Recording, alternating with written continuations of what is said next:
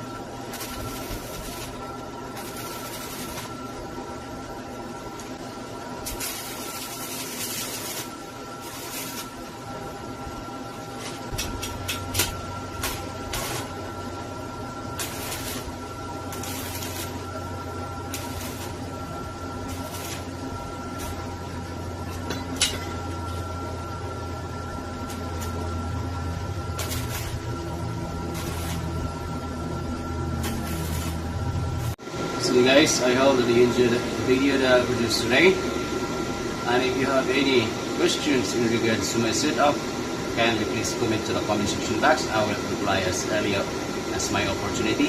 See you to my next video guys.